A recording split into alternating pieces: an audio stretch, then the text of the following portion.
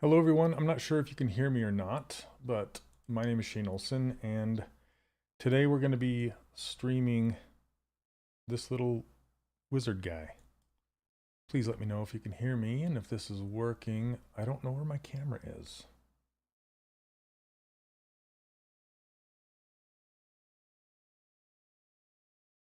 See if we can get that back.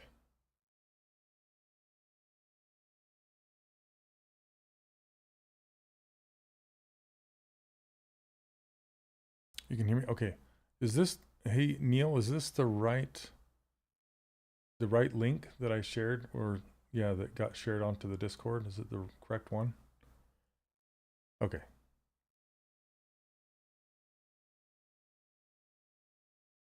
I don't know why my camera isn't working again. It's so finicky. If I ever use like if I ever use Zoom or something, it just takes it over and doesn't give it back. So I don't know what's happening. Oh gosh. Yeah, it is. Okay, I'm gonna try here. I'm just gonna try turning my camera off and back on again. See if I can get that to work. It's just kind of a struggle to reach it from where I'm at. Give me 1 second.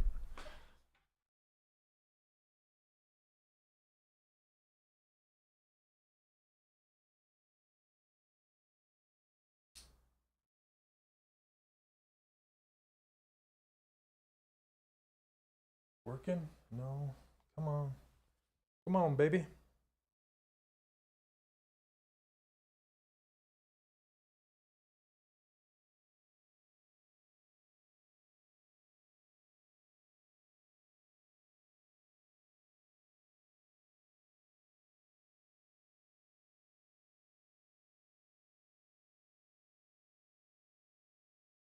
Still no deal.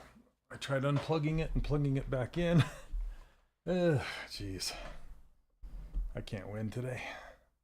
I don't understand why. Give it back to me.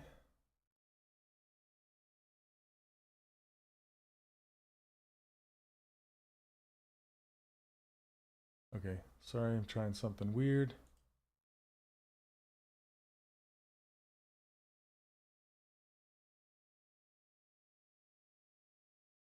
Say that again. Is Zoom open still in the hidden icons? Let me see. Loom is, but Zoom is not. I don't know what's going on with it. Discord. Yeah, I can't see anything that would be hogging the camera. I don't know. Well, dang it. Okay, well, we'll just sculpt. Hopefully you guys are okay with me not seeing my lovely face today. So this is where we left off. We got this little wizard. And here, let me get... I'm not seeing chat. There's chat. Okay, we're good. Good with chat. Okay, so how is everyone doing today? Thank you so much for swinging by. I really appreciate it. Let's see here. I'm just trying to think of where I should pick up. I'm just gonna keep building this. We got his shoe, and we got this kind of it's funny, this one, it's so asymmetrical. This shoe is completely different than this one, and this one's all like taped together. It's pretty funny. And then he's got his hair, long hair in the back, and these kind of star things on his sleeves. That'll be kind of fun to build. Okay, and then his big hands, of course. All right, you know what? Let's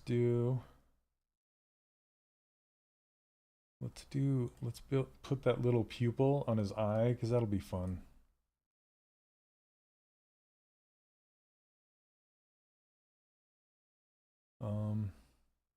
Let's see. I'm going to make his pupil like this gray color. So with the letter C on your keyboard, you can eyedrop any color from anywhere. So I eyedrop the gray from off of my user interface. And we're just going to kind of put a little pupil on there. Just a little dot as if it were made of polymer clay. And just kind of stick it on there. Yeah, we'll see if that works. It gives him a little bit of personality, so that's kind of fun. And then he has his other eye is like squished tight, like he's looking down a barrel of a gun through the aiming mechanism, you know? So let's do that really quick. And this mesh is still a Sculptress Pro mesh. So before I do the little squishy eye, let's clean this mesh up a bit, shall we? So what I'm going to do is duplicate this, hide the original, and then we're going to go, of course my interface is not working. If your user interface just decides not to work, just come in here to preferences and say restore custom UI, and that usually brings it back. Okay, so Z-remesher. Let's do, yeah, this works. Let's try this. And since it's symmetrical, I don't have symmetry turned on. Come on, there we go. Okay, good. It does not want to take the poly paint, so it just adapted whatever color I had. That's better. So let's take a look at it. Yeah, that works. That's a good sculpting mesh. So then what we do with this is let's hide everything except for the new head and the old head. Okay, so this new one, I'm going to subdivide a couple times. Is that what I want to do? Yeah. Okay, subdivide it a couple times. And then we're going to transfer the detail from the old to the new. So we can just use this project all, the color and the geometry. Say yes to this. It's just asking if we want to transfer the color detail. Say yep. And then we can look at I don't know why we have this on here. But let's go ahead and paint over that. Is that a mask? New. Turn off spotlight projection. Hey, creative, how are you? Welcome, welcome. Now, this is the first time I'm really streaming through my YouTube channel directly. Usually I go through Restream. So that's part of a little hiccup that I had there. And now I'm seeing crowns on people, like number 1 and number 2, like this. See, this is my chat here. I don't know what this means. Do you guys know what this means? I don't know. But maybe it means if you're subscribed or not. I don't know. That's interesting. Okay, so I'm going to grab this color off of here, go to my soft brush, crank the RGB intensity up, and we're going to kind of paint some of this red in here to warm him up.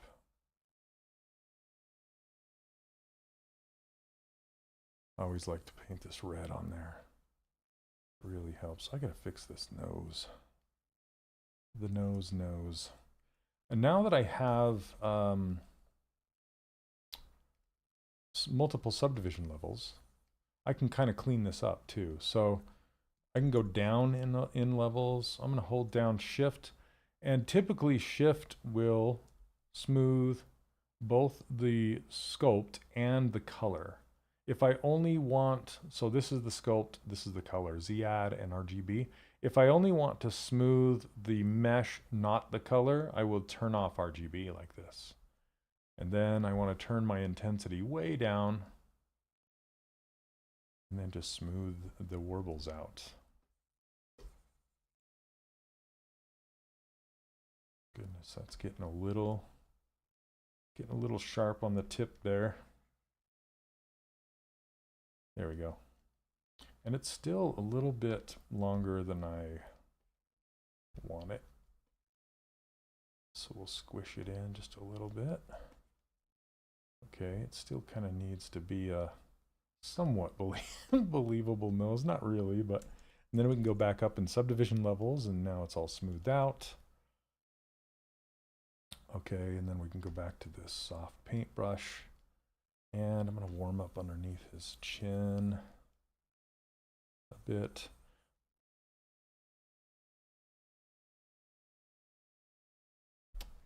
Thanks, Neil. Yeah, as you're watching, you can see that I have some custom brushes down at the bottom here that you won't find in your version of ZBrush unless you've downloaded my brushes before.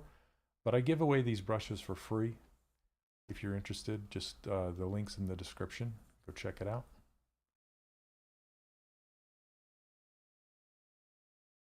Still need to put the latest brushes up there, but the brushes that you can get from there are very, very similar. It's all these brushes except for these two. These two are new that I'm testing out here.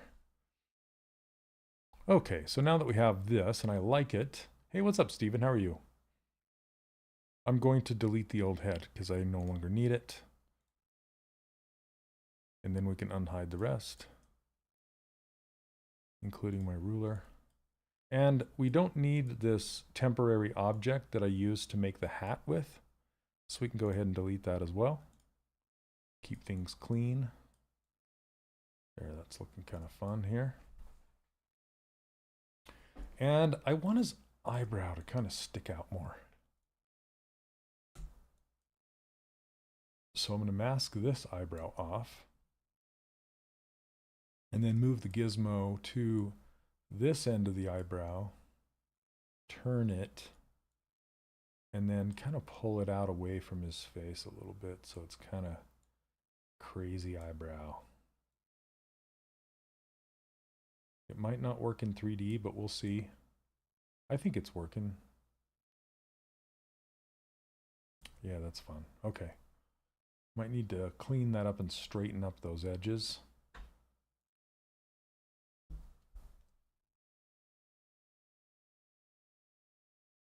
So what are you all sculpting today?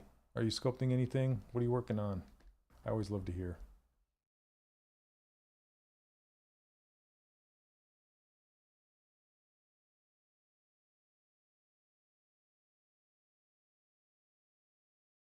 Okay. So now that we have that, I'm going to put some of these little, let's see, what do I want to do next? Oh yeah, the squished eyeball. That's what I was going to do. Okay, so now that I have subdivision levels on his face, I can no longer use this topology brush to draw on there because it'll give me an error. It'll say, let me see, it should give me an error, does it not? Yep, right there. See this error? It says, whoa, wait a minute, you have subdivision levels, this is not going to work. So what I do to avoid that is I'll select something else like these eyebrows.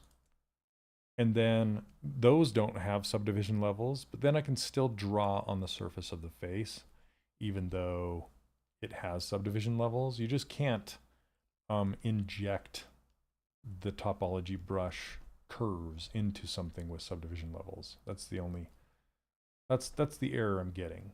So you can kind of get around it basically. Hey, what's up, Sean? How are you?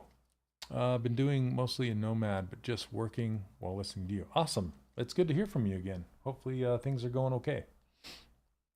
Okay, so let's do this squinty eye.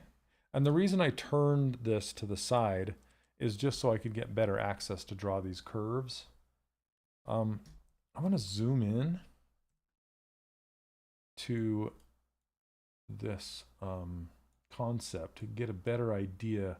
It looks like we kind of have 3 creases here and 2 here. But what I think is happening is this bottom crease is actually the cheek coming up and obscuring this squished out eye. So what I want to do is I'm going to do 2 over here and 1 over here, and that'll kind of be his squished eye. Hey, Victoria, how are you? It's really nice to see you working on it. Thank you very much. Thank you very much. I don't always get to reach out to the original concept artist, but did I reach out to you? Please ask me, or please tell me if I did. I hope I did, but sometimes I ask so many people I can't keep things straight. But this is a uh, fantastic sculpt. I love it. Not sculpt, design. I'm sculpting. Goodness, what is going on with me today? Okay, I'm gonna actually create this squint a little taller than what's in the concept, and then I'll squish it up. And the reason why is because as I'm drawing these curves, if I draw them too close, sometimes they'll attach to each other, and I don't want to do that. So I'm gonna do, let's see, thin to thick to kind of thin again over here.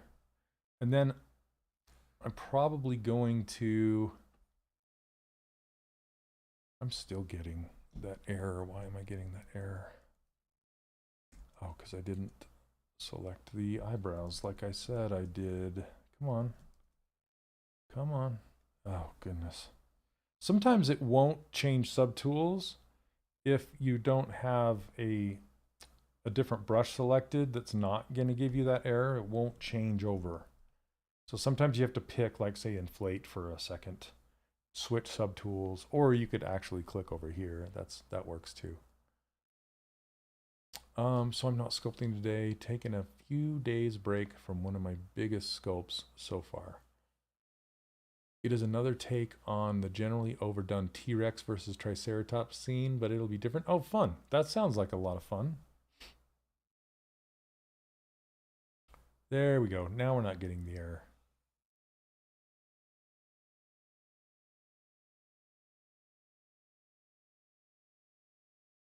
There we go.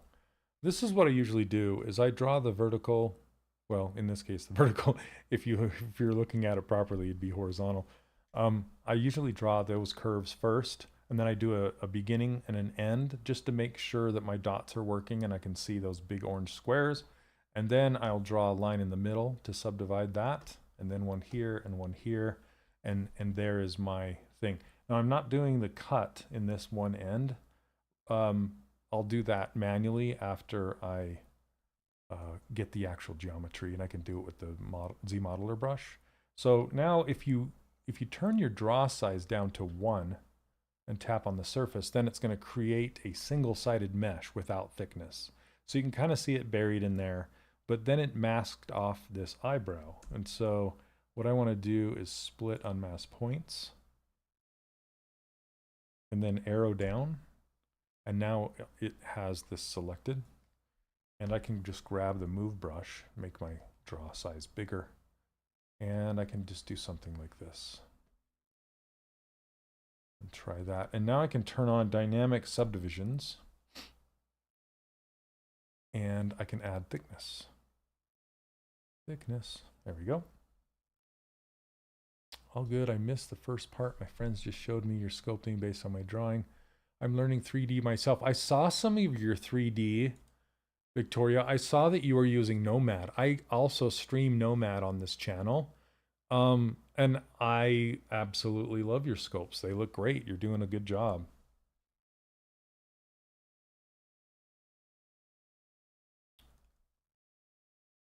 And yeah, Nomad is coming to desktop very soon. I'm really excited about that. Okay, let's shrink this back down.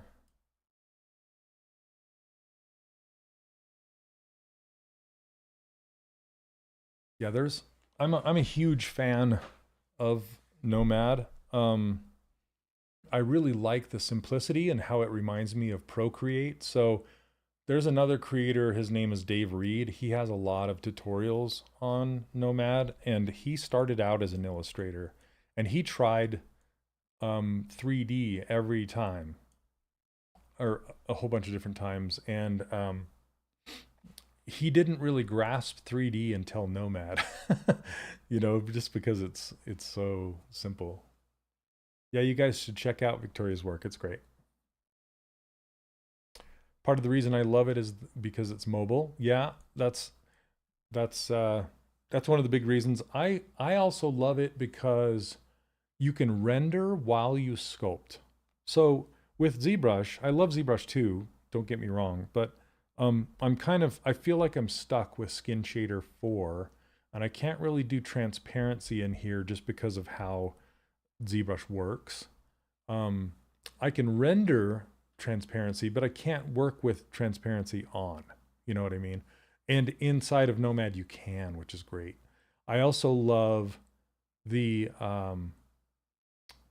trim tools inside of Nomad, and it's just getting better and better. I really like it. So, but it is missing a handful of tools that I can't live without. One of those being what I just did with this, which is draw topology on the surface and then do some things like subdivide it and add thickness and stuff like that. In Nomad, I could do it, but I would have to approach it differently and it wouldn't be as clean. So Nomad is the best choice for me. I tried Blender. It's too complicated for a beginner. Yes, it is. Nomad's much easier to get into, way more user-friendly. Amen to that. Do you take breaks during a demanding sculpt or just power through it every day? That's a fantastic question, Creative. I take breaks as much as I need to. Plus my watch will tell me when to stand up. It's very important that you stand up and get your blood circulating and your lymph system moving, you know? I actually have a tiny trampoline back here behind me that I'll go jump on for a bit. And yeah, it's super important that you do that. Let's see. I'm just going to solo this for a second. Much cheaper than ZBrush. Yeah, I mean, that is a factor, but it shouldn't be that big of a factor. You can do ZBrush on iPad for $80 a year, which is, you know, it's not really that crazy to me. Okay. ZModeler. I'm gonna go ahead and extrude this out so I can work on these end caps just a little bit more. So I'm gonna say extrude, polygroup all. Nomad is also missing some polygon tools. I believe they'll be there in the future, but right now there aren't any. You can kind of get around that by doing certain things, especially with the trim and polygroups, things like that. So there's some things you can do to kind of force it to do polygonal stuff. Okay, I'm going to take these. I just want to take this center one and pull it out like this. There we go. And I kind of mess this up a little bit. I use Blender because I like paint. You know, Steven, I use Blender for the rendering. I really like how Blender cycles looks. And I also like how, and you know, rendering in Blender isn't as complex as a lot of other renderers. Like I used to use the render in Maya, like Arnold and the one that came before that, Mental Ray, and it's almost like you need a college degree to learn how to run those things, which I don't care for. So rendering in Nomad is really easy. I like rendering in Marmoset Toolbag, and that's a real-time render like Eevee in Blender. So in Blender, you have multiple renders. You have Cycles, which is a ray trace renderer, and you have Eevee, which is a real-time render like Marmoset or something. And Nomad has a real-time render, which is kind of like a game engine. Yeah, or Unreal. It's kind of like, I mean, Unreal is like Unreal. Yeah, there's nothing quite like Unreal, but okay, see how this collapsed when I did this? Let me turn off thickness now. I don't need it, but I want to crease these edges so it'll stay pointy. Okay, so how I do that is by breaks, I mean, do you take a day or two off during a sculpt that takes about a week to do? Oh, you're talking about longer breaks. Yeah. I typically will I'll take longer breaks in between projects, in between, like I'm doing a freelance gig right now where I'm doing like 4 characters, and I take a small break in between those, but I also take breaks like while I'm doing them. Um, just to kind of and usually the breaks I take are either I hang out with my fam or play games or something like that. Um, but yeah, I definitely will. You don't want to, like, burnout is real, so you want to be careful with that. Okay, so see, here's the double end on this one and a single. Let's crease this end here as well. So back to the Z modeler, I'm going to crease this tip, and then we got it sharp now. But I want these edges to not be super sharp, so this is set to crease level 3, and I can crank this up to, like, say 4, and it will start to bevel these edges. It's funny that this is still that cheeky pink cheek color, and it needs to be almost black.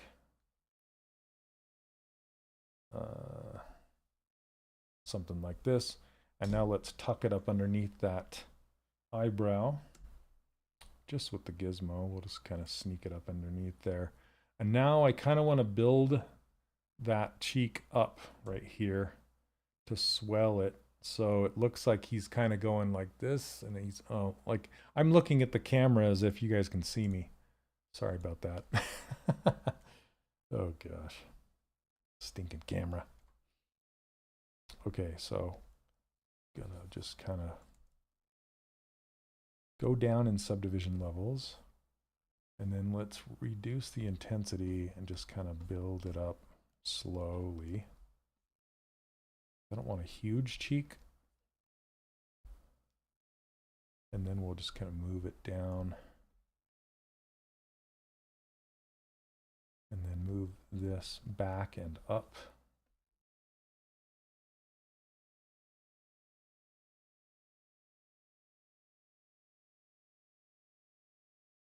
Something like that, maybe. And then I'm going to actually carve into this cheek with this detail brush. You can turn on transparency so you can see where this is and just kind of carve into it too, so that's not buried into the cheek,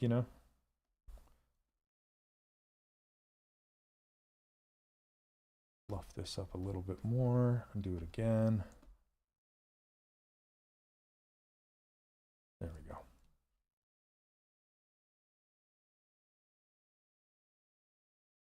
But Nomad did get quad remesher, which is great too.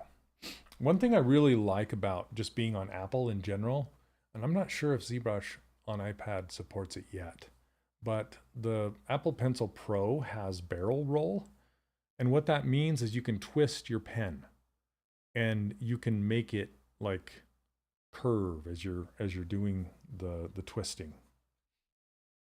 And that's like, so I think I talked about it last week when I was messing with this little tip of this hat. I was kind of pulling it and twisting. I was talking about twisting it. I couldn't do it in ZBrush, but it's really nice. It really works well for hair or swirly bits like capes and things like that.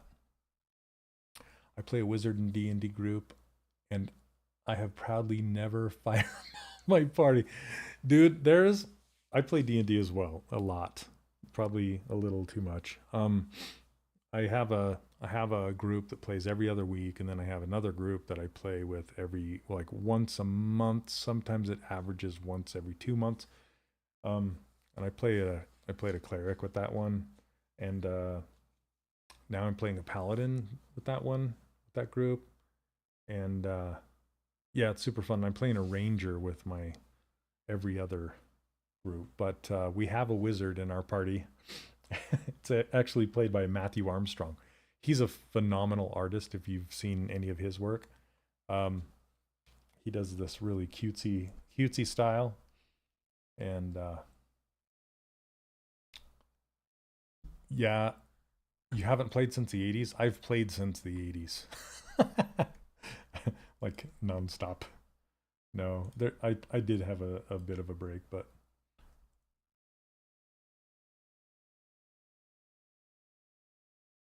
looking at the concept, is that not a shadow in the squinty eye line under it? Are you talking about this line right here that I just made? Are you saying, is that a shadow from being squinted? It possibly is, but I wanted to exaggerate it to be like super dark and kind of stylized. So if it is a shadow, it's just an exaggerated, stylized, hand-drawn line shadow now. That makes sense. I also need to give his other eye an eyelid, like a lower eyelid and stuff. It's awesome though. It got me into drawing more. Loved the art from the old red. Yeah. And then the blue box. Yep. Those are good stuff. And I met Larry Elmore at the San Diego Comic-Con once, and that was cool. He was one of the D&D artists that I really looked up to, that was inspiring me back in the day. He's still selling art and doing his thing.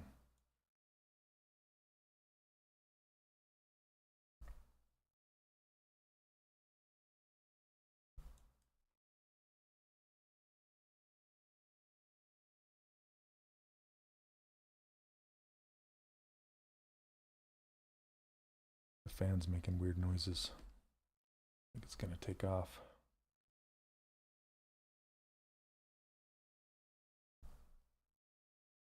Okay, so with this sleeve, what I like to do is I always like to think that I'm going to print these out someday.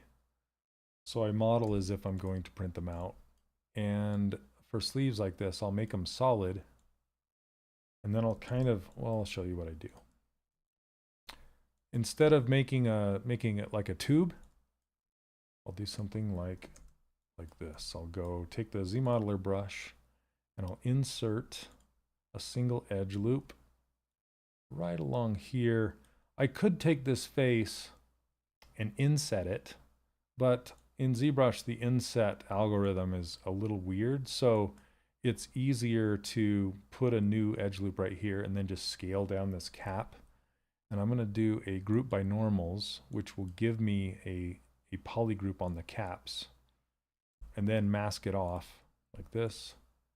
And then I can scale it down like this. And that's kind of my edge. Hey, what's up, comics?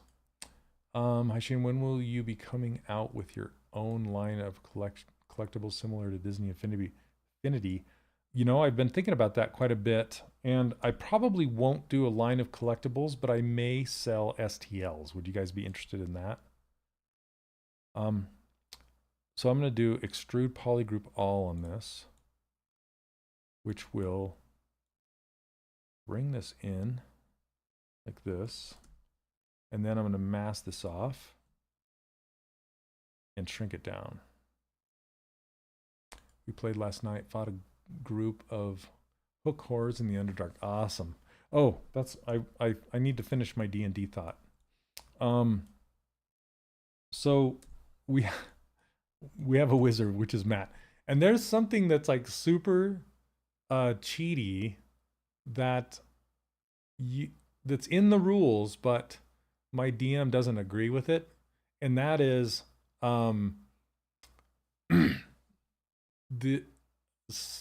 I'm acting like you can see me on the camera again, sorry.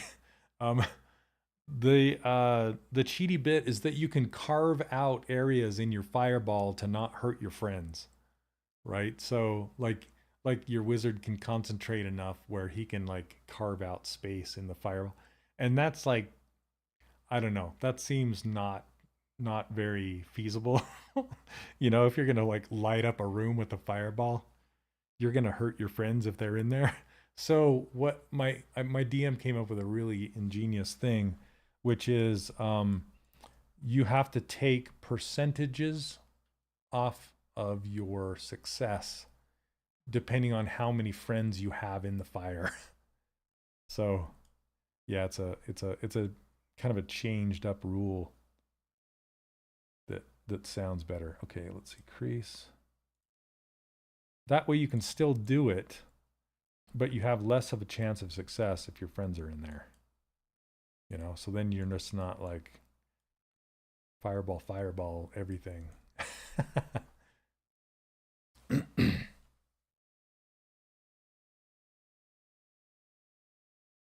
So what did I miss from Emma? What were you saying? Oh, I need to dust off my resin printer. Yeah. I now have a friend down the street that has like 28 or so resin printers, and the reason why he has that many is because he tests them and sets up profiles for slicing software called Lychee, and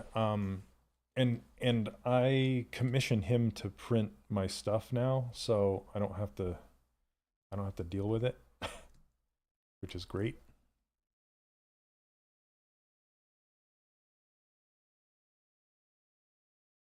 In fact, I got permission to show it during my stream. Let me see if I can show you guys, because I had him print something for me, and then I sent it off to get painted, and then it came back. So this is one. The flag is bent, so oh gosh dang it, it wants to open it in Affinity Photo. I have done airbrushing. I used to have an airbrushing business back in the 90s, 80s. But yeah, here you go. This is part of that freelance job I was telling you guys about. She is very tall, so gosh, how big is she? She's like 1/16th scale? 1/6? What, how does that go? It's pretty big. But Mara is fantastic painter. Yeah, so great. She painted all this. She did all the airbrushing, the shadows, everything. Yeah, super clean. She did a great job on this base with all these rocks. And then I'm sending 2 more to her.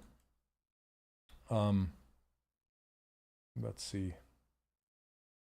Did a Moses. This is one of them. This one's small. This is a small version of Moses. But so there's a little version that's like Disney Infinity size, and then a big version that's like 1/6 scale. I was going to say like the ones behind me, but you cannot see them. Yeah, this these are IKEA things. And then I did this Harriet Tubman. This is not this is printed, but some parts broke on her. Like this cross right here broke off. And then she's got this lamp. There's Moses's robe back there. But there's this kind of clear part of this lamp that goes in there, and then it hooks up to here, and then so we can paint it. But yeah, those are the 3 I've done so far. I'm currently working on the Fan Home Agostini Millennium Falcon monthly build. Stopped on issue 9. Nice. I'm not familiar with what that is.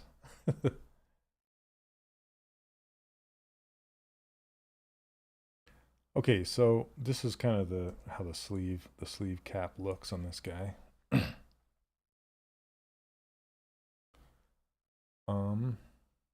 Then I can put these little kind of star things on there. And I'm going to do that the same way that I did the eyelash, whatever you want to call it.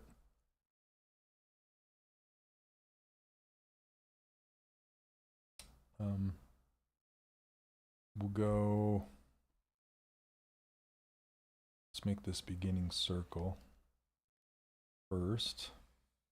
I'm going to make it bigger than it needs to be, and then I'll shrink it. You know, I should make this a lot smaller. I'm going to do it again, smaller. So the reason why you want to make your brush smaller with this topology brush is so you get more chances of these dotted lines happening, because when you draw a line like this, you can see how this one shifted to land in between the black and the orange. See this little green dot? The green dot is the only thing that matters. And even if you draw right in the middle of these, it'll shift. See how it's shifted up, and then it's just going to make a square. The line doesn't matter. The only thing that matters is where the lines cross. So if you use a smaller brush, it's going to give you just a more controlled result. That makes sense. Am I sad that the 25th anniversary of ZBrush won't be in person? I am, but I understand why. ZBrush recently moved to a new studio. So they used to occupy an office inside of the Nomad Workshop studio in Hollywood. And that's where they used to hold the ZBrush Summit.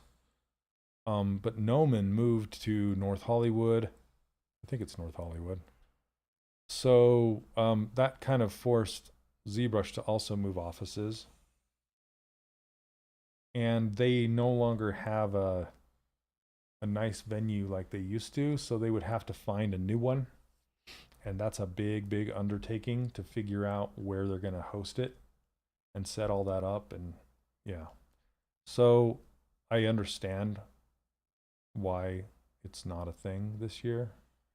It's just, yeah, it's just too crazy. North Hollywood, very nice building, nice. Yeah, I don't think, do you know, Sean? I don't think they moved back in with Nomad. I think they found their own thing. Okay, so I think I'm gonna have to do it. This looks like it's 4 of these around, but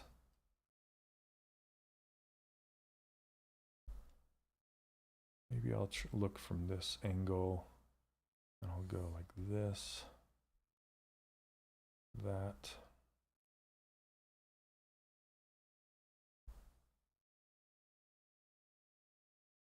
Go through this red dot there, and that.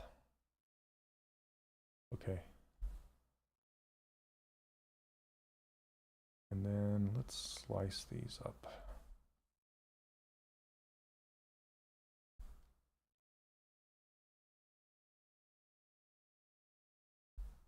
Okay, and then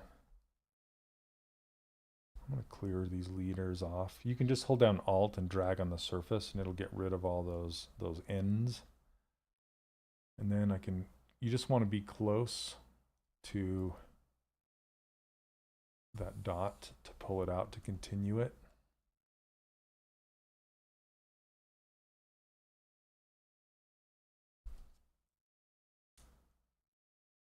Correct, Nomad? What are you saying, Sean? So they are not with Nomad anymore, correct? Or did they move with them? I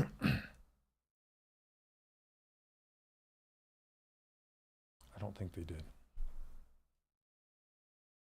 Okay, so I'm going to go from here and cross. Okay, so this is what happens often.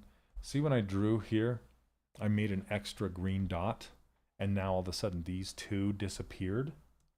That's bad. So I can't do that. Yeah, they're elsewhere. So let's try this again. There we go. Kind of have to be, and then you want to draw through this green dot. There we go. So I have 2 triangles.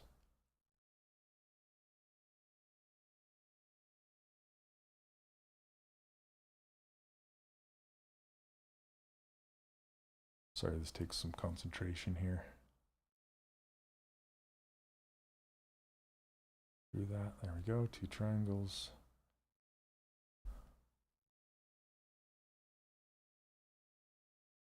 And I can also start from here and go down this way.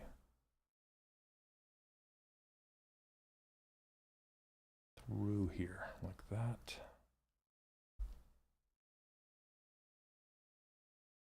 And I like to draw through the dots. It's just more predictable. It helps.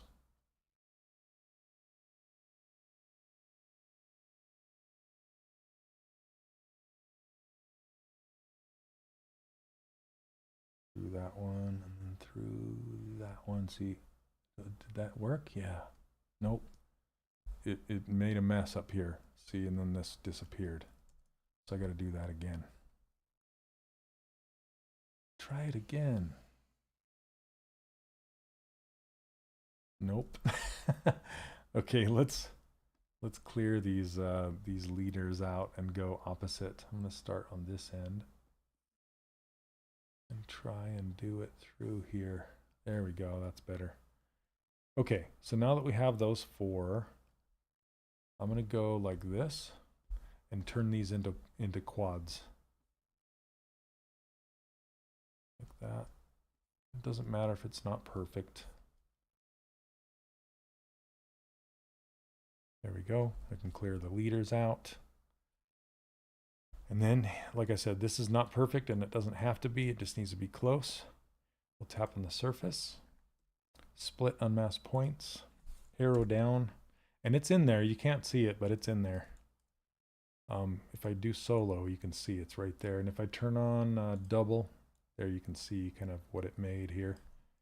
Okay, it looks like it got rid of, it didn't do quads. It just stuck with the triangles when I created it. So I'm just going to have to use ZModeler and insert some edges here. Like this. You can have triangles, it doesn't matter. Goodness, why is it turning?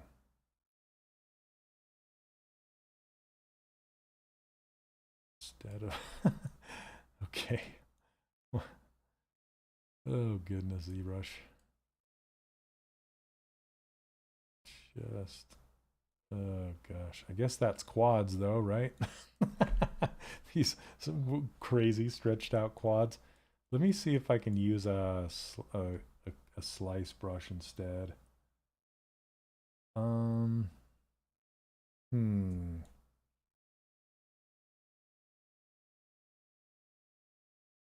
Why isn't it doing this? I don't know. I think I can use slice curve. I just want to cut through it, but I know it's going to make like a bunch of triangles maybe. No? Okay, cool.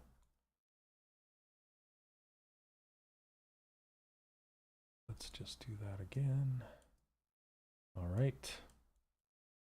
We're good. I don't know why it did this, but hey, whatever. Okay, so I can put it back all in the same poly group and we're good. And now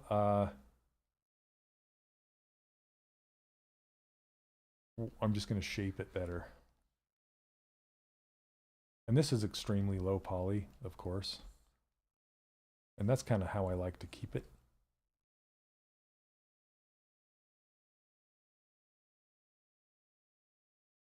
Because then I can subdivide it and add thickness. There is this Blender add-on that allows you to crease vertices, dots, and it's really, really cool. Because in ZBrush you can only crease edges, right? But imagine if I were to add this dynamic subdivisions, add thickness. Okay, come on, man, it wants to. There we go. See how these are round? Imagine if I could just select this dot and say crease that dot, and then it would just go pointy, right? And then back down in this corner down in here, I could just say crease that dot and make it pointy. I can't do that in ZBrush, but there's, like I said, there's this add-on in Blender that allows you to do that, and it's wild. Pretty dang cool. I actually think it's native to default Blender, but this add-on made it accessible, like very easily accessible. So it's pretty nice. And I'm just kind of bringing in these edges, pulling these out. But what I have to do to get creased edges inside of ZBrush to make these pointy is I have to apply the thickness but not the subdivisions, and then go through and manually add creases to those vertical edges. That's the way you do it. Or you can go in there and add more support edges to make them pointed, and that just makes a mess. I don't want to do that. So that's what I'm going to do though, is I'm going to turn the subdivisions down to 0. This is what it looks like. And then adjust this thickness a little bit, and then I'm just going to hit apply. Okay, and then turn dynamic back on, get rid of thickness, and crank up the subdivisions. This is dynamic subdivisions is kind of like having 2 modifiers inside of Blender. It's giving you that it's like a multi-res or a subdivision modifier and I'm trying to remember what it's called. I want to say skin. It's not skin modifier, it's something else. I'm trying to remember what it is. But it's like having both of those on here. Okay, so now if I turn that off for a second, and I can do group by normals, which group by normals will give me a new poly group past anything that's past 45 degrees. So you can see all these poly groups, which is a shortcut because now I can just say crease polygroups, this crease PG right here. And then this crease level is important because it tells ZBrush how many subdivisions I want to keep until it lets go of the creases. And you can do this in Nomad too.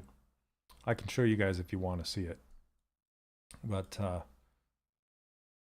yeah, we can have, now if we hit dynamic smoothing, see, now you can see it. But the problem is sometimes you'll get these really crazy pinched points.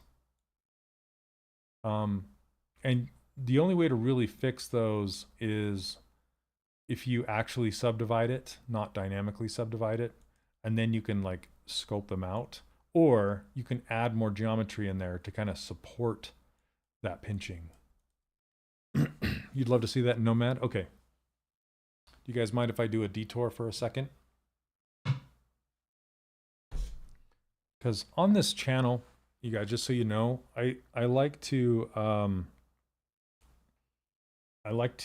teach you guys about the technical aspects of modeling in whatever program. It doesn't matter to me. ZBrush, Nomad, whatever. When I'm streaming over on Maxon, of course, I have to teach you ZBrush. But when I'm here on my own channel, I can talk about Nomad and Blender and anything else. Okay, so let me get my iPad here. And what I do to broadcast my iPad is I use this thing called Air Server. Looks like this. Okay, and then I broadcast to it over my Wi-Fi. Give me just 1 second.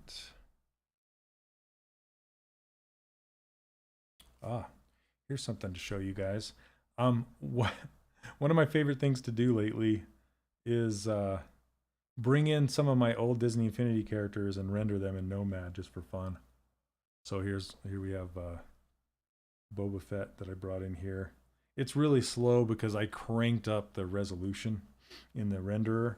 I actually work vertically like this when I'm on my iPad because characters are pretty much vertical. So anyway, yeah, it's really fun to do that. So I'm going to save this. And then we will start new. Let's do a new one. Okay. So I'll show you how to do this. So using this trim brush, I'm just going to lock this orthographic view down, and then go to this trim brush. And I'll just slice it. So I'm gonna actually use line, and I'll just draw this line, let go, and it just cuts it like this. Okay. And then let's turn off, you can have smooth shading on here. Kind of like Maya. See, this is smooth shading and this is not smooth shading. It's just smooth normals. Let's also turn on perspective. Is that not on? That's layers. I thought I had perspective down at the bottom. There we go, perspective. Okay. Now I'm gonna use Boolean, and I'm gonna Boolean a cube out from inside of here. So there's insert. They have insert shape brush right here, and then I can choose box, and I'll just draw a box on this side, like this, and then I can hit mirror, which what that does is that happens. Oh, see you, Steven. What that does is that adds a mirror. It's kind of like a mirror modifier in Blender, but it's called a repeater inside of Nomad. So now I have this box. I can hit validate, and if you look at the outliner, you can see this red mirror. That is a repeater. So if I pulled the box out of that repeater, it no longer is mirrored. So I can put that back under, mirrored. But I want to validate that mirror because I'm going to I want to Boolean this box out of this shape. So I'm going to hit mirror, and I'm going to hit validate, and I'm just going to hit join children, so it becomes more like ZBrush. And then grab the gizmo, turn on symmetry. I'm going to unlock this pivot for a second, and then bring these boxes in. And then to Boolean something inside of Nomad, it's really easy. All you have to do is hide the thing that you want to Boolean and select both of the objects like this. So you can see how the box is kind of semi-transparent, and then the object is not. So now you just combine these. So you can hit join. Whoops, that's not what I wanted. I want to do a Boolean, not a join. So you can see Boolean right here. And then you don't want a voxel merge because that will do it's kind of like a Dynamesh. It's called voxel remesh inside of Nomad. It's better to do Boolean, which is like remesh by union, or like a Boolean inside of ZBrush. So hit Boolean, and there you go. It cut that out of this shape. So if we look at the wireframe, you can see how kind of clean it is. It's really nice. Okay. But when you do stuff like this, it creates face groups automatically. Okay, whenever you do a slice, it creates a face group, and whenever you create a new cube, that cube has face groups. Okay, and now what we're going to do is we're going to use Quad Remesher. Quad Remesher is only available in Nomad on Apple, on iPad right now. It will be available on PC, but it is not available on Android because of the distribution of Quad Remesher, which is made by a third party, not by the developer of Nomad. So it's kind of out of Nomad's hands. But if you select Quad Remesher, and then I'm going to turn off relax. I'm going to keep symmetry turned on, keep face group turned on, and density. And this is a lot like ZRemesher inside of ZBrush. It's actually the exact same. It's the same. It's made by Exocide. and it's the same computation under the hood. So I'm going to hit half, and it's going to look at this and remesh it, but cut the polygon count in half. And you'll see that it kept the groups and it made a really nice surface. So I'm going to hit half again, half again, half again. I'm going to go as low as I can go before it starts to fall apart. See, that's pretty low. I bet I can go again. Yep. All right. That's low, right? So now what I can do is, this is the trick. Okay, this is how you keep edges and make the bevels soft. Hey, what's up, Wilbert? How are you? So I can go to this multi-res, and you'll see right here it says sharp border on face groups. So if I select that and I say keep the borders sharp in between face groups while I subdivide, that's what this is saying. Okay, so you can see multi-resolution. Now if I subdivide this once, see it holds on to those edges in between the face groups. If I subdivide again, holds on to those edges. Now I'm going to turn it off because I want it to let go of the sharpness. Okay, and I'm going to subdivide it again, and look what happens. It gets soft.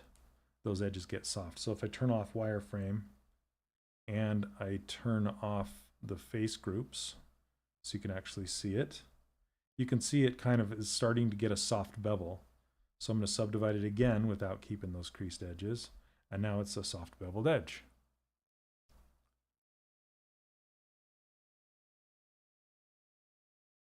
So there you go.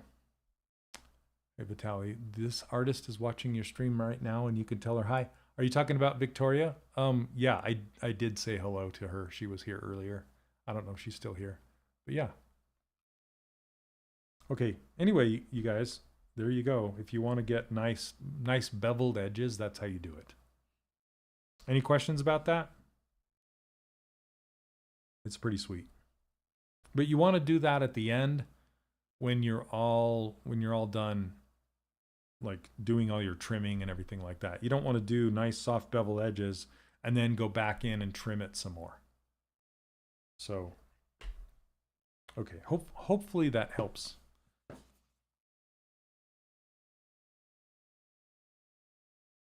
Yeah, I know Victoria uses Nomad. So if I were to, yeah, see you, Sean. If I were to make this in Nomad, I kind of wish that I had polygon tools in there so I could make this.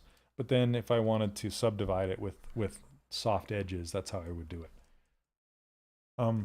But what I want to do here is I want to support these pinched edges. So what I can do is go into this Z modeler and then insert an edge loop. Now here's a little trick that not a lot of you know. Still here, just not 100%. No worries, no worries. Yeah, you know, a lot of people just kind of watch me and listen to me in the background because they say I kind of have an ASMR voice, you know, like Bob Ross.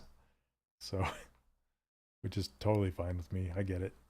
Okay, so if you knew this or not, inside of ZBrush, you can insert an edge like this, and it would stay flat to whatever surface you inserted it into. Like you can see this profile, it's perfectly flat. But did you know that you can turn the intensity up on this brush, Z intensity? This is the Z modeler brush. I'm going to turn it up to like an 11. And then when I insert this, see it pops out. Like you can think about it, it's popping out like 11 spaces. Yeah, 3D ASMR. That's actually a thing. I've seen it. Oh, funny. The things people do. Okay, I'm going to turn that back down to 0. I think it would work well with Nomad, actually. Because I've seen it with like, what's it called? Like real clay, like polymer clay. And I think it would work with 3D. So I'm going to just shape this a little better. See, now, this reduced the pinching right here. I'm actually going to slide that edge up closer to that pinch, and hopefully it'll reduce it even more. So slide edge loop complete. Slide this on up. It might not work though. Yeah, I might have to. You can also do transpose edge loop complete, and what that does is that will mask off everything except for that edge.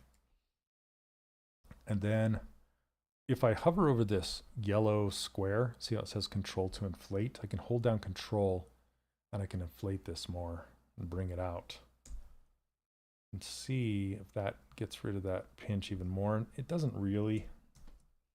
So now I'm going to have to just use the move brush, see if I can grab these points and bring them in.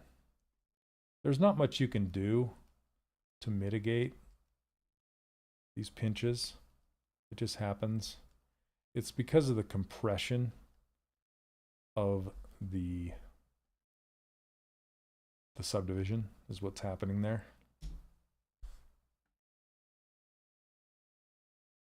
Can you also Z-model or bevel that edge that is pinching along the inside? I can actually. Let's try it out. Yeah, I'll do that sometimes. But when I do, it just kind of creates a mess of the geometry. Maybe I don't care. Let's just do bevel, edge.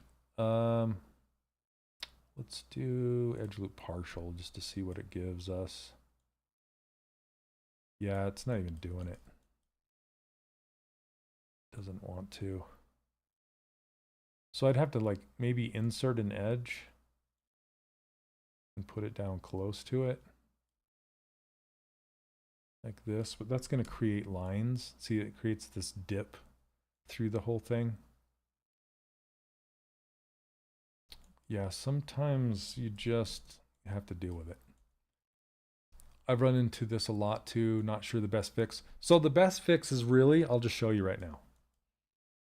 Okay, I'm gonna actually undo some of this like that. Okay. The best fix is to actually add a real subdivision level like this, and then remove that subdivision level, like delete lower. So now it has all this, it has a lot more geometry to describe it. And then you just have to go through with like a move brush and just move this in, move this out. Same thing, move this in. Hey Sammy, how are you? At this point I was just, yeah, just Dynamesh it and polish it by hand. That's kind of what I'm doing, right?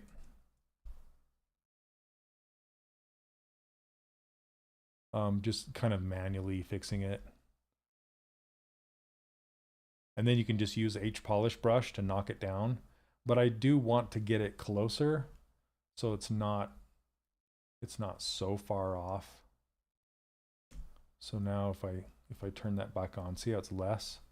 And I can subdivide it one more time, delete lower, and do it again. It's kind of a hassle, but it's worth the effort, I think. So thanks for your patience as I go through and do this. It just kind of gets closer and closer to the edge. There we go. And now if I turn on dynamic subdivisions, it's gone. Not gone, but it's, for the most part, it's gone.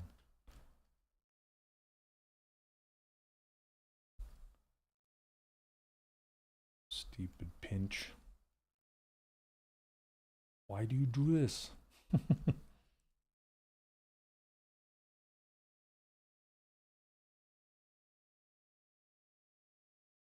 Okay.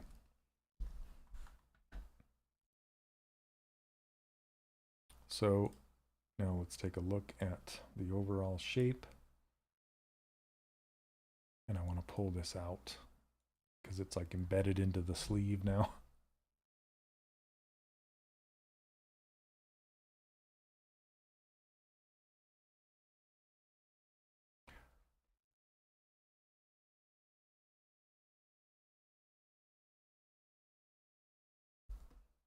Not this. Or this. It's just kind of, I'm just kind of looking at all these edges, trying to keep them evenly embedded throughout, without introducing undulations to the surface.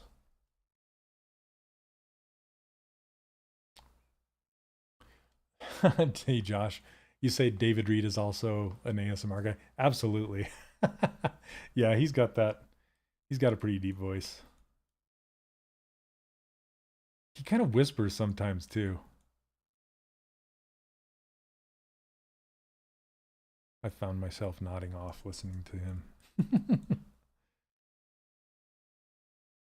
Thanks for the lullaby, Dave.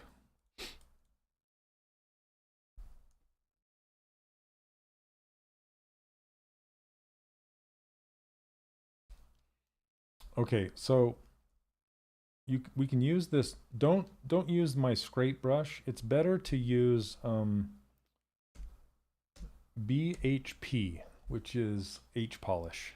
The brush code is BHP. And then you can just come in here and kind of roll over the surface and polish things together. And it'll just get rid of that pinch completely. Finish it off, as it were.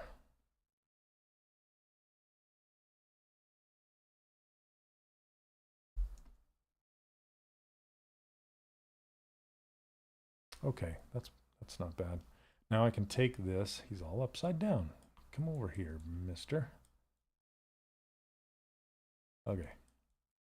This is where we're at. I want to boop that off like that. And then match it over here. I typically don't work asymmetrically, but this model is so asymmetric that I thought I would attempt sculpting it in pose, which it's kind of a nice fun challenge.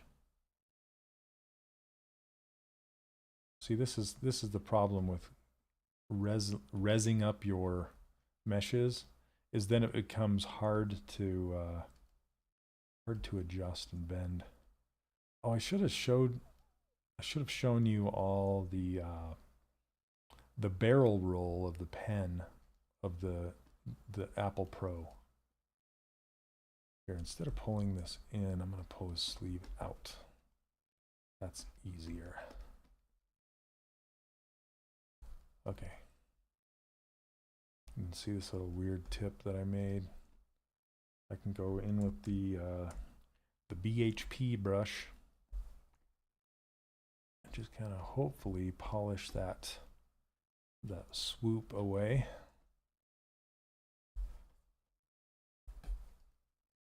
There we go.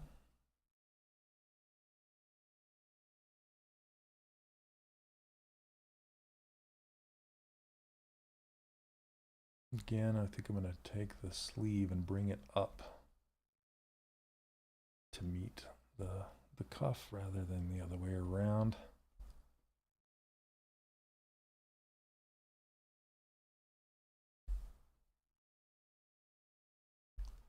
Okay, now I want to copy this as well. Moop. I like to make sound effects when I'm sculpting as well. Whoops. Come with.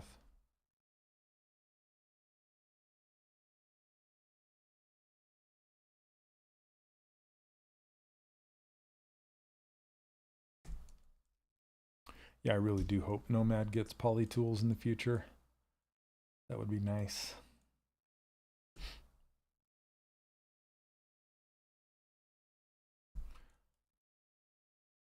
Okay, I really do need a set of hands I can just bring into these things. I kind of do. But, all right, I'm going to drink a coffee for a minute.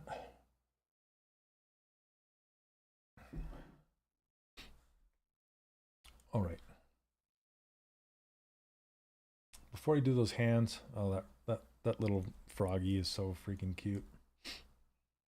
I want to get, like, I kind of want to placeholder this this staff in there just so I can get that composition, get it kind of figured out. And this got this behind his ear, this big old divot, and I got to figure that out. Okay.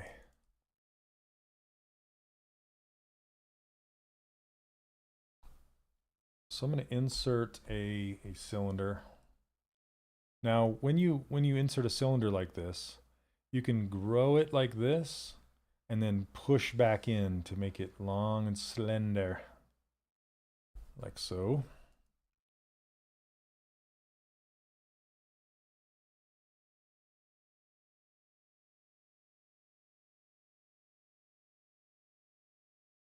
And this is kind of like cutting through, like behind him. So I need to figure this out without clipping.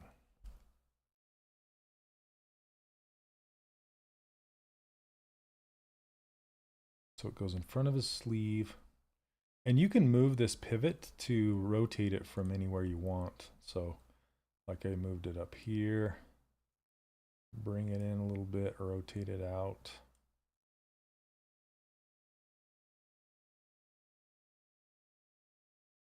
Bring it in more.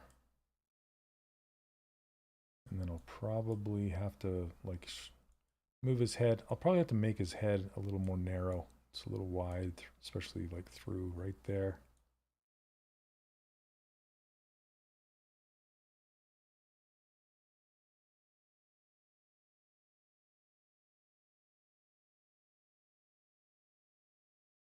There we go. I think that'll work, but I want to rotate it from like here.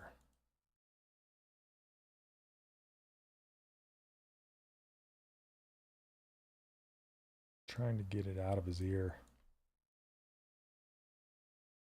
Get your staff out of my ear.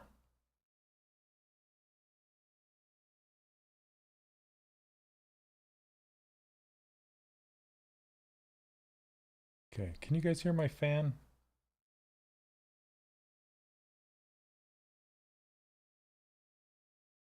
I hope not. Okay, I think that'll work. That's just a placeholder for now. Oh, it's still not tilted right. Need to bring it on down.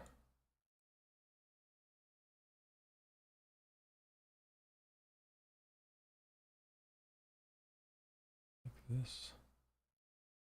Yeah, something like that. And then I'll get his hand to wrap around it. And I want his eye to be looking at that. He's looking at like whatever he's casting at.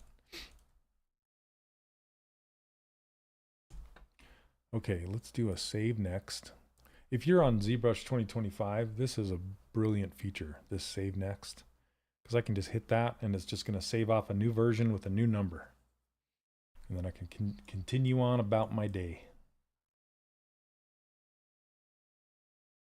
Okay, I kind of want to block in that hair next. Just so I can have it all framed and see where that's going to be. Let's do that with a sphere. Grab this color. Oh, I should probably split this off. Okay. And then I'm going to start with the hair way up underneath his hat.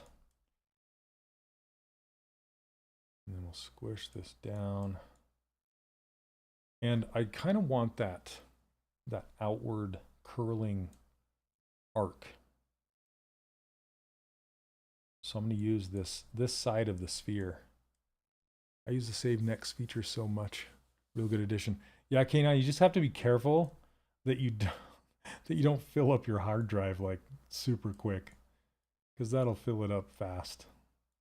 You also have to be cautious with your quick saves, like your automatic saves, because again, that will also really fill up your hard drive fast.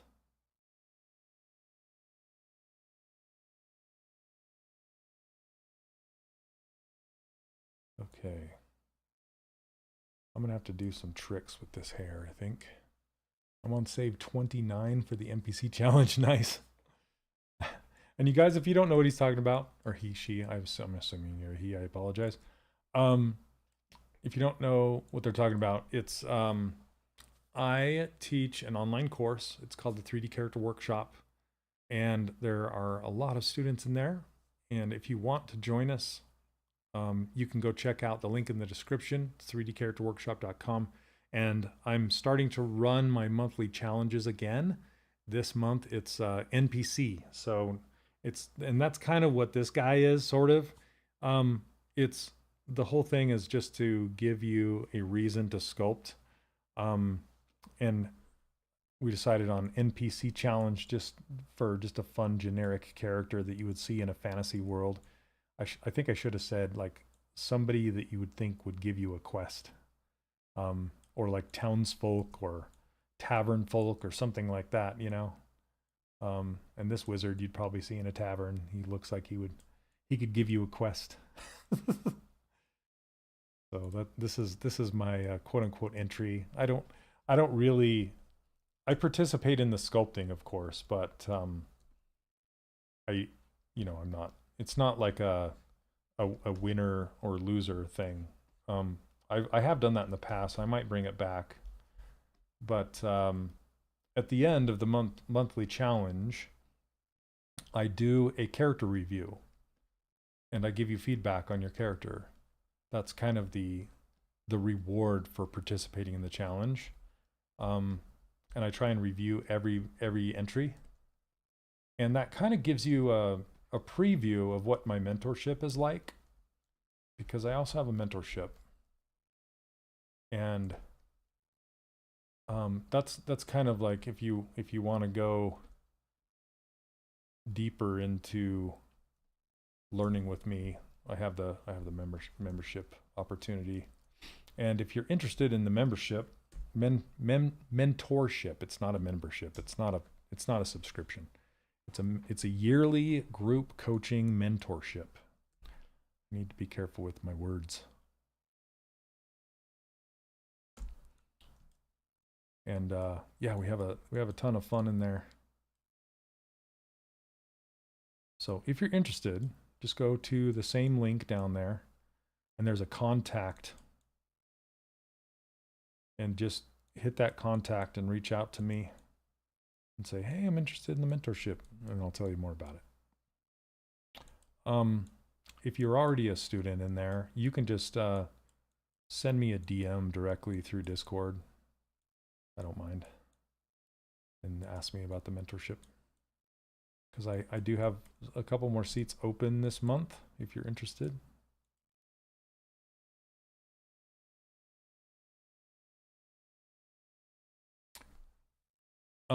Sorry, is this challenge on Discord? It's on my private Discord if you're a student of mine. That's how you can join the challenge. Yeah. So if you're interested and you want to become a student, you just hop over to 3D Character Workshop and check that out. You can see. Yeah, so this live stream is sponsored by me. This is my little blurb, my little ad.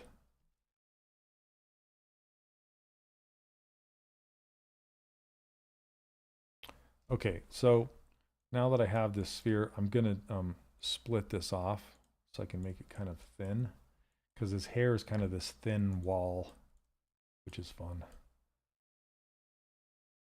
So how you hide an edge loop is you do this select lasso, hold down Control plus Shift, and then you can select an edge. Like, see this little edge in between here? And it'll hide a ring, an edge loop, like this. I think I want to go one more over, maybe two more over.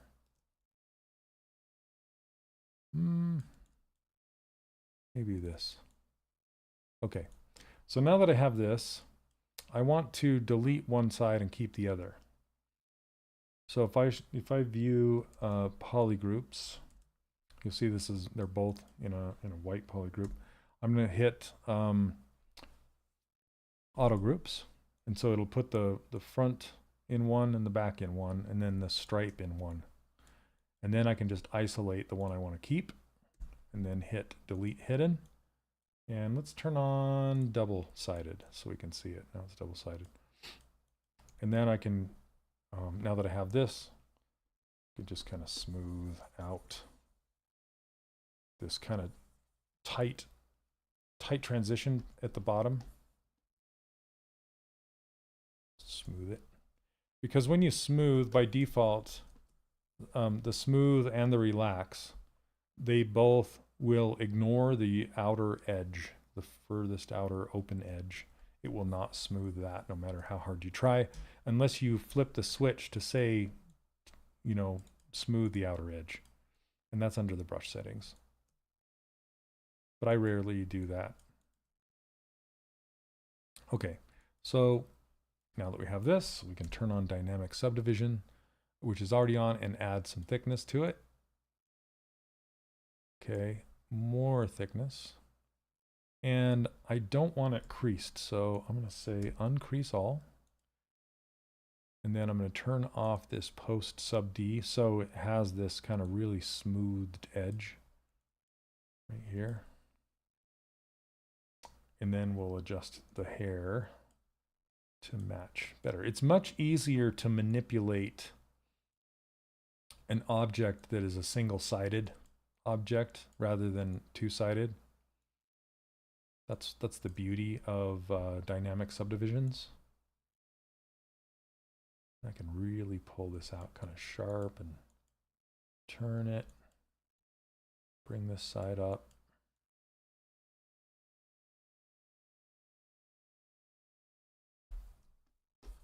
Yeah, no problem, Sabian. If you have any questions, let me know.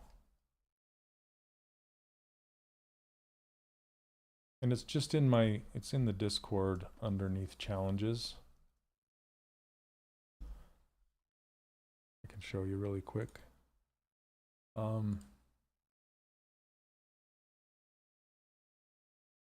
Okay, so this is my 3D Character Workshop Discord channel. This is the community that you get into when you join, and we just have all these different channels.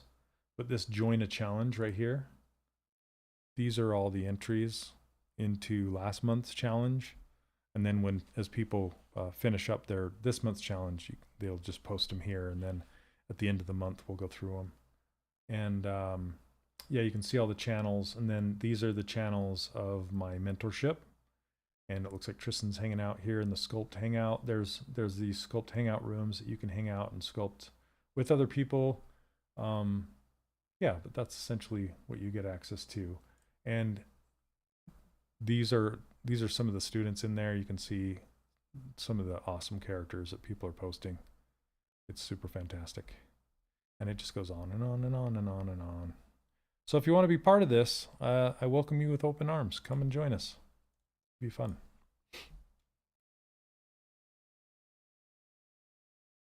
It's been going for 6 years now. Is that right, Neil? Since 2017. How many years is that?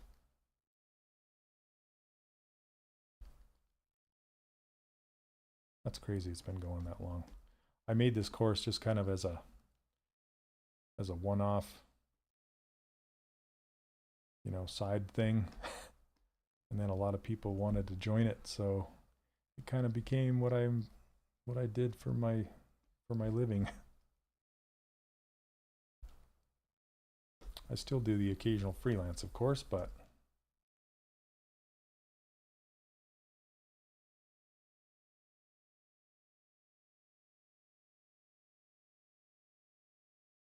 do this S curve and bring this back and up. Is it been about 8 years, really? Oh my gosh, time flies.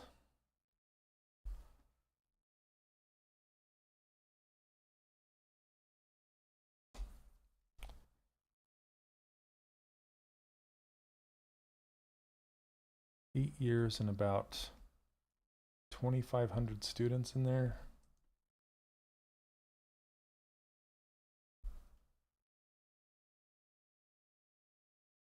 I want to hook this up to this loopy hair. Make it look like it's rolling around his shoulder.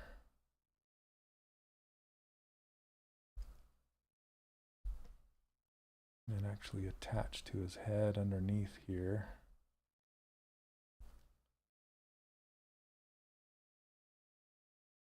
That's crazy, 8 years. I was thinking 6. Wow, that's a while. And Neil, have you been with me almost the whole time? When did you join?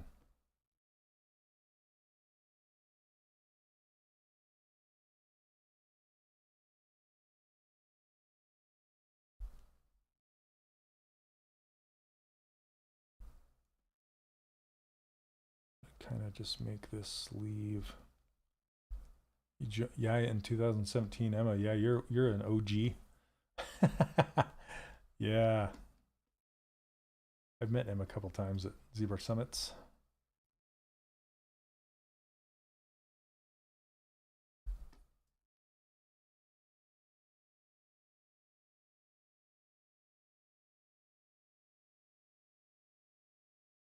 Bring this straight down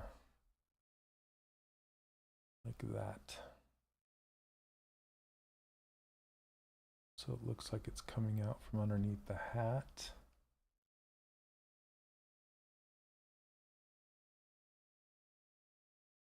That's his ear peeking through. I'll just push that down in there.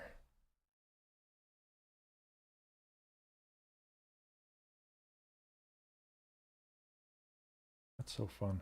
I think I want this hair flipping out back here. So not, I really dislike things being on a plane. About 5 or 6 for you? 5 or 6 years, I take it.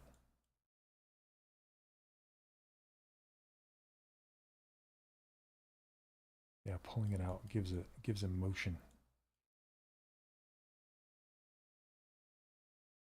Doesn't just look good. Okay.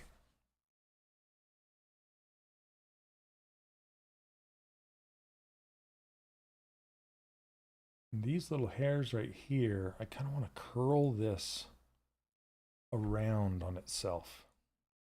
That's kind of like, it reminds me of a cape. Victoria, are you still here? Is that what you were intending? It's not very often I get to ask the original creator like what their thoughts were, unless I'm working with them on a team. Okay, so this is what I'm thinking is if I put the gizmo here, see if I can do this, and then spin it around like this.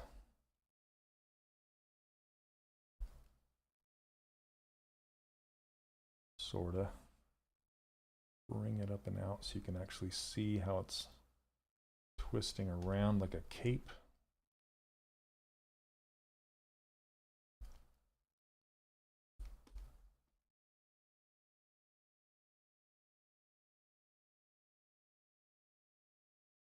Kind of like this, but this would be, let me do a AccuCurve. This would be a point. And then I'll change it to kind of these see-through hairs.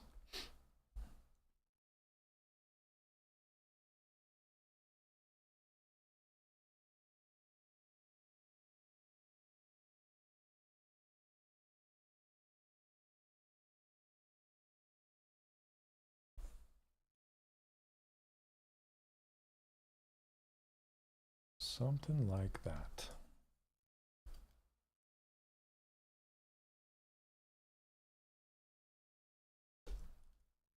Okay.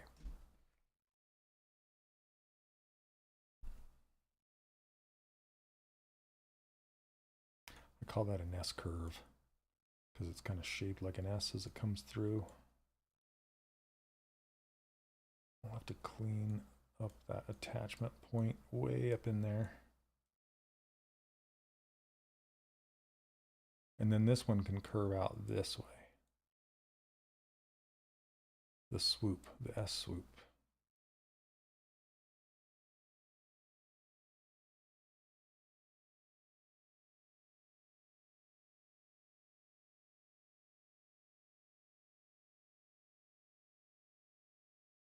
Okay, let's get his other shoe in there.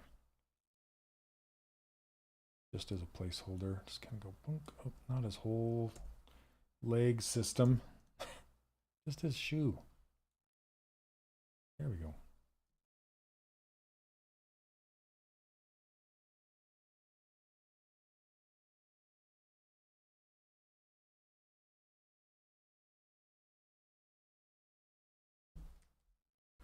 Okay, let's see here.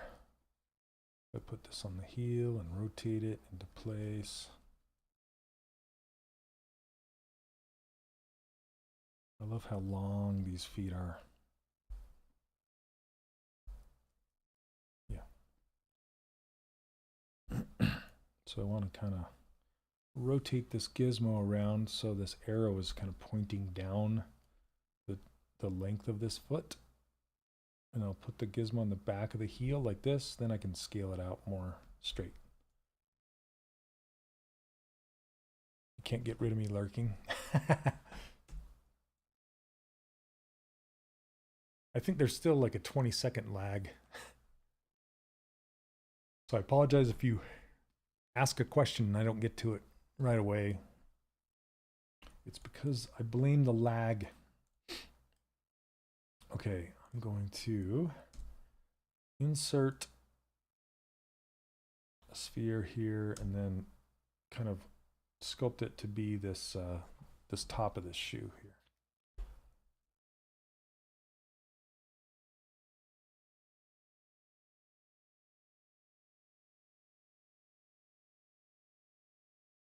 Maybe shrink it down to the connection point and then pull it out.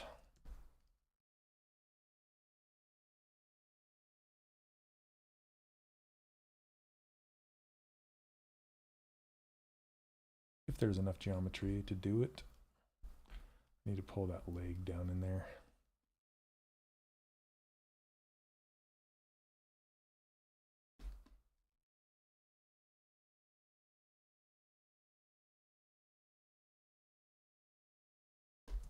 I'll flip this masking around. Actually, I'll turn on Topological and kind of bring his leg down in there.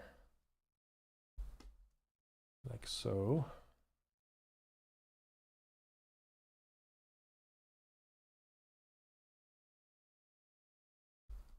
You don't want to have topological and masking at the same time because topological is masking, so it's like a double. You're doing two things at once. And ZBrush goes, "What? What do you want?"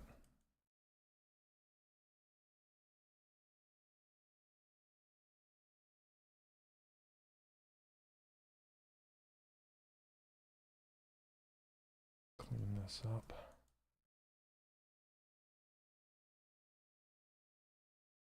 I love that pointed toe. Back on this heel here.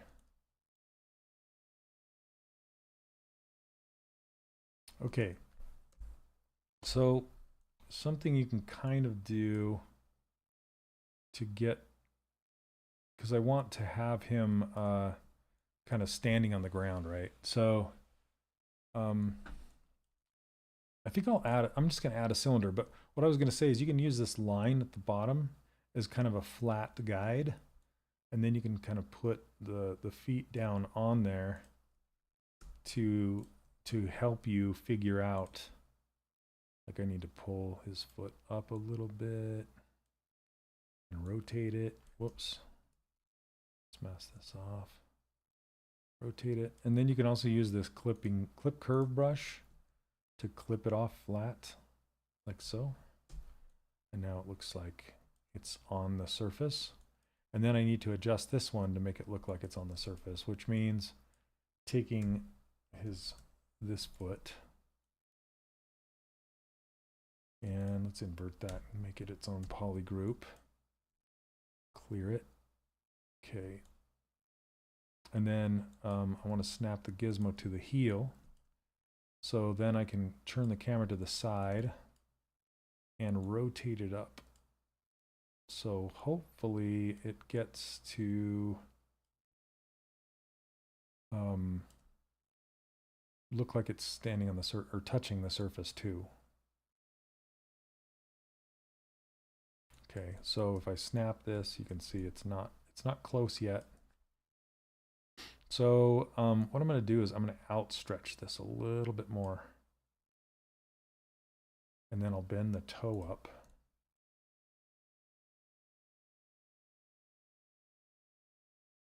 Like it is. As if it's impacting that ground.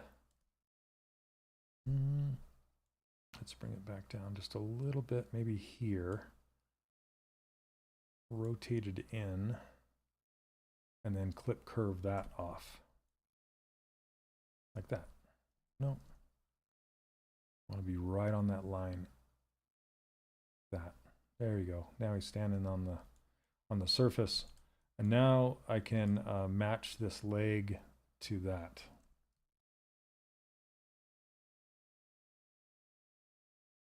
That works in drawing too. Whenever you're drawing like hands and stuff, you can draw the tips of the fingers first to get your bearings, like get things in place. And you can do that with when you go to pose your hands. You can also pose the tips of your fingers first and then move everything else to match.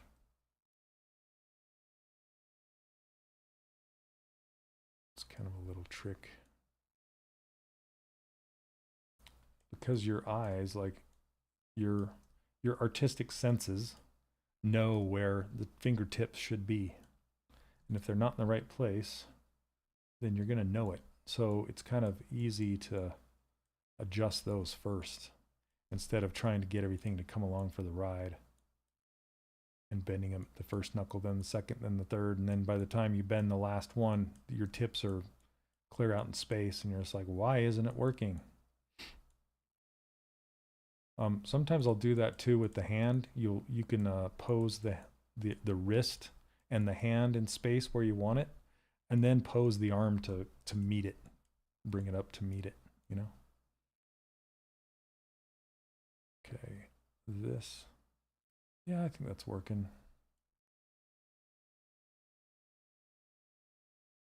Okay, I'm gonna bring this leg down, shrink it.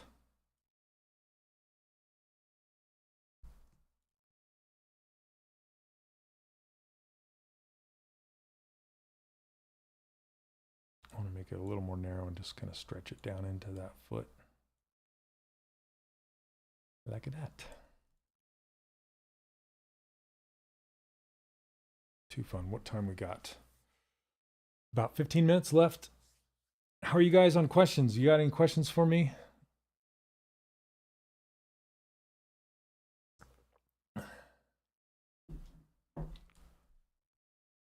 Like, why am I doing what I'm doing?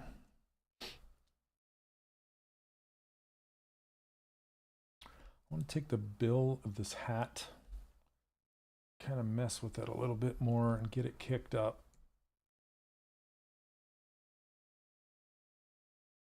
To reveal his face, but bring this down to kind of frame his face. And I'll cut the little notch out later. Okay. Assessment time. I'm just measuring in my head. I think his feet need to actually come up and get bigger. Bigger feet, shorter legs. Skinnier legs, but shorter. Let's do it.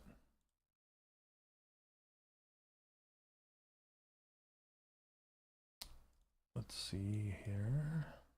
I'm actually going to cut a line into this leg so I can actually grab it easier. So you can do Z Modeler, hover over an edge, get it over here, and then insert an edge loop just like this. And the reason I did that is because now I can, if my gizmo is showing, I can hold down Control and tap. See, now I have a vertice I can tap on, and it'll mask everything out except for that leg, which is nice. And then I want this other leg as part of it. So I can isolate that leg and then unmask it. There we go. And I think what I'm going to do, go to unmasked center. Maybe up in here where his crotch is, and then scale this down like this. That's better. Okay. Now his feet. I want to unmask those and mask the legs. So let's isolate these legs. Unmask these. And then invert what's hidden and mask these. If you can like figure out masking and unmasking in ZBrush, you're like most of the way there with the tools. I do that so much. Mask, unmask, mask, unmask. Okay, so I'm just lining up this foot first. And I want to make these bigger. So let's make them bigger. Like, let's go bigger than I think they should be. Why did you use ZBrush instead of Nomad Sculpt for this sculpt in particular? Why did I? Because, well, let me think about that. That's a great question. I could have done this in Nomad without too much problem because there isn't very much hard surface stuff that I need the Z modeler for. But I think I just started in ZBrush because I had been using it for my freelance stuff and I was just in the zone with it. So I decided to continue on with my with using it for this stream. It's a good question though. I might push it over there, to be honest. Yeah, I'm a lot more, let's see. How can I put this? There are more tools that I can use to get this stuff done in ZBrush than Nomad has, but I enjoy, like, I guess I've been using ZBrush for so long that Nomad is like that shiny new penny, you know. It's exciting and new. And also it just makes things look pretty because you can render while you sculpt. So I tend to choose to use Nomad more than I use ZBrush these days, but I'm so much more familiar with ZBrush and its tools that I'm more comfortable in here. It's more fun over there. I'm more comfortable here. Does that make sense?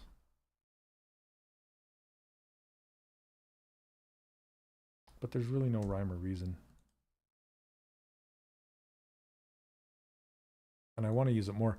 And it's coming to desktop soon, so I'll be using it more on desktop as well. And I'll probably actually be going back and forth between the two when it comes to desktop.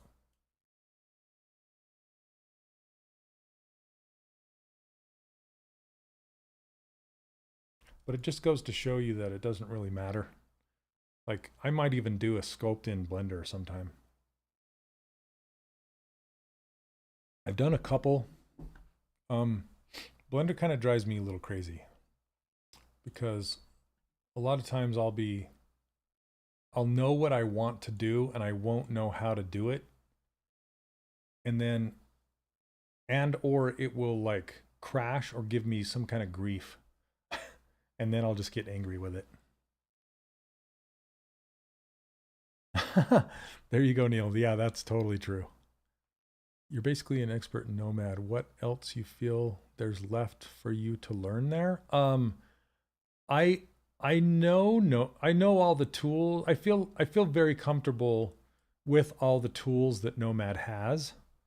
I don't think there's anything in there that I'm not comfortable with. But it's just missing some specific things, and I've talked to the developer about those things. He knows, but he's busy doing you know, the desktop port to worry about those things right now. But the biggest is is some kind of poly tools, even just barely, just basic stuff would help a lot. Okay, what was I going to show you guys? See, I just completely lost my train of thought. I was going to show you something. What was it? What was I talking about before that? Full concept. I like how you took him straight to the pose instead of sculpting with symmetry. Hey, Nikita, how are you? Thank you. Yeah, it was fun. I actually enjoyed this a lot. So, I have a couple of friends that are traditional clay sculptors. And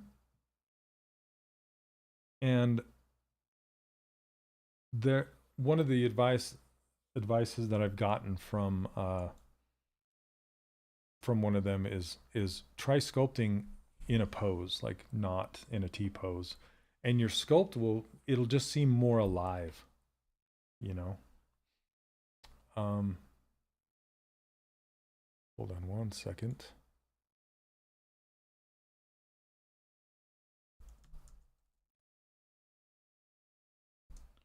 I'm looking up because my memory isn't as good as it used to be anymore.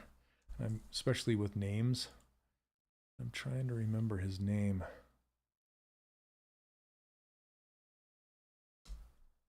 And I feel super bad about it. Let's see.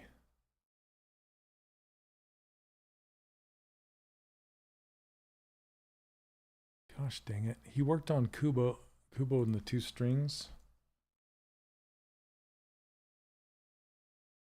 At Leica. You guys help me out. What's his name?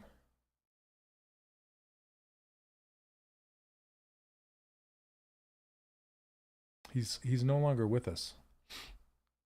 Gosh dang it, which makes me feel even worse. Ken? His name's Ken. What's his last name?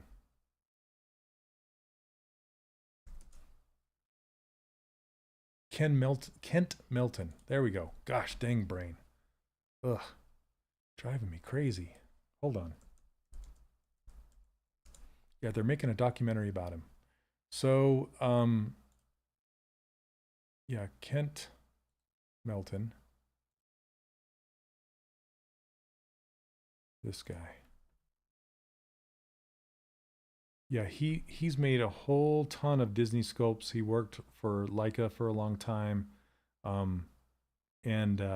Yeah, he recently passed away not too long ago, and they're making a documentary about the guy. And I kickstarted it. And anyway, I met him at CTN, which is Creative Talent Network, a couple of years ago, and he actually let me hold his sculpt of Kubo, and that's the name, right? Kubo, Kubo.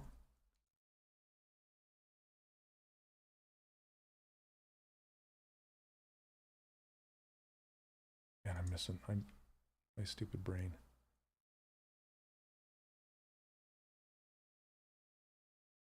Yeah, Kubo. It's Kubo. That's right. Okay, I wasn't being silly. Okay. Yeah. Anyway, he's the guy. He's like, and he told this to both Matt Thorup and myself, and he's like, yeah, you should try sculpting asymmetrically and see how that goes. You named your cat after the character. Oh, awesome. That's cool.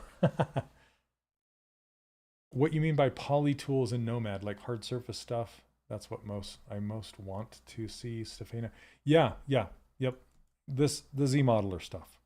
So extruding, cutting, slicing, yeah, all the poly tools. I gave him a short list of the things I would love to see in there, because sometimes when you are using the Z modeler brush, it becomes overwhelming. It's a little too much, right? Like if I hold down spacebar with this brush activated, it just kind of becomes too overwhelming. Or if you're over a face, see all this stuff you can do to a face. I use like 2 or 3 things out of this entire list. It's nice that all of that stuff is there and I can do it. But like I said, I only use like just a very, very, very small handful of things in there. And I'm super happy that I don't have to leave ZBrush to go use like Maya or 3D Studio Max or something else that has polygon tools that is not a traditional sculpting application. So that's what I used to have to do, is I used to take it to Maya to make things like guns and, you know, whatever. But now that we have that and we have live booleans, it's like, I love it. I love it. So I wish and I hope Nomad gets tools similar to that someday. Someday. Okay, what am I doing? But yeah, so I suggest trying it out. You know, try sculpting asymmetrically and see how it feels to you.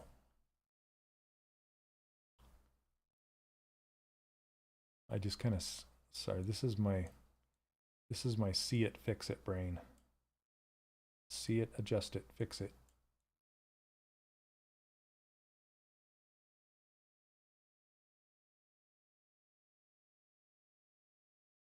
I really want to get that squint in there. Okay, and these hands are great. I think I'm going to go grab some hands, not during this stream, but, and then insert those hands and then pose them up and like style them to look like this. There's also no shame in kit bashing like that. If you have a base mesh that you like, or like feed or something like that from a different character that would save you a lot of time, there's no shame in doing that. The only time I suggest not doing that is when you're learning and you need to like learn the anatomy or you know, learn the design language and stuff like that, especially hands. And I don't suggest going to get a base mesh unless you're going to use it as reference to learn with. Other than that, don't lean on it like a crutch. Okay. These feet are super fun. These little pantaloons he's got on. Hilarious. I feel like his beard needs to be a little bigger.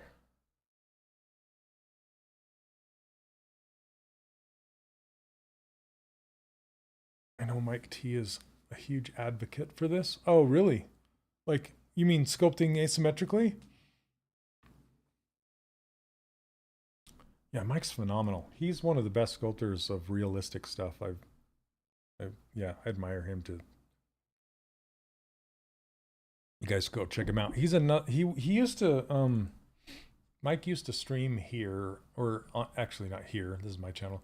Mike used to stream over on Maxon's channel. He probably still does, but he also does the Stylus League, so you can catch him over there. And but yeah, he does some good stuff. Yeah, he did this really great girl from gosh, I can't, why is my mind just blank? I want to say G-Force. She's from G-Force, like the pink suited girl from G-Force. So very good. Okay, so I have the little hair bits to do, the frog to do, the hands, and then the little staff details, the hat details.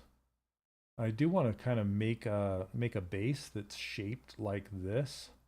I love this. It's really cool, but maybe not exactly, but something in the style of this with the little grass coming up and stuff. Super cool. I want to pull his forehead down.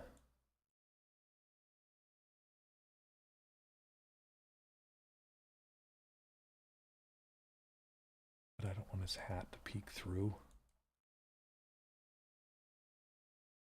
Pull that down. All right, I'm just going to do this lower eyelid before we go.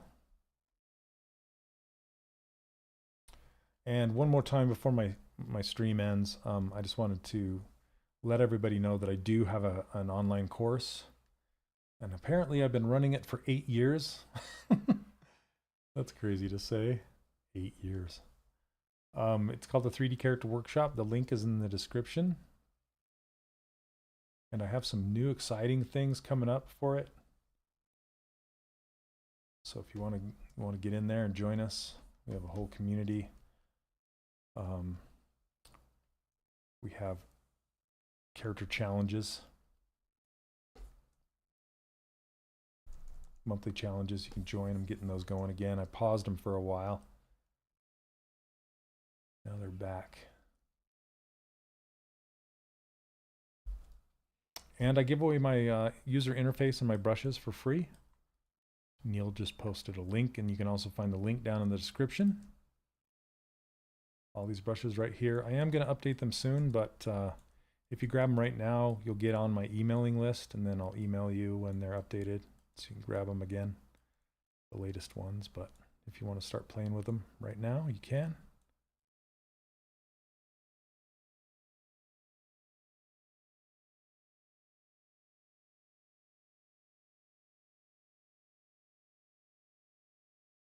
I think I might print this guy out. He's so much fun. I don't think Victoria is still here. Victoria, if you're here, when I'm done, remind me, and I'll give this to you. You can open it up in Nomad and check it out when I'm done.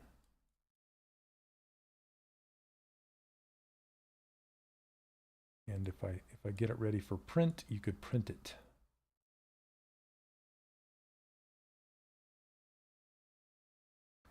I'm just kind of fixing these occluded pieces here. There we go. This hair cracks me up.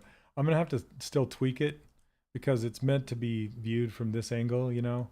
So I have to make sure it's gonna look good from all angles.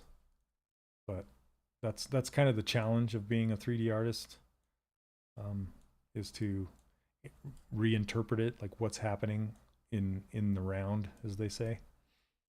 So, all right, everybody. Well, thank you very much for hanging out with me today. I really appreciate it.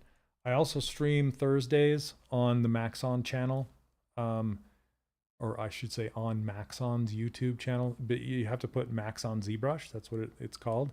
And you can both subscribe to this channel here if you want to, and that one over there, and hit that bell if you want to be notified. If you hit the bell over on the Maxon one, you'll also be notified when all the other streamers go live. So just beware of that. And yeah, so anyway, thanks again for joining me. I really appreciate it. And happy sculpting. We'll see you all either Thursday or next week. All right. Cheers, everybody. Thanks, Neil. Thanks, everybody. We'll see you guys. Have a good one.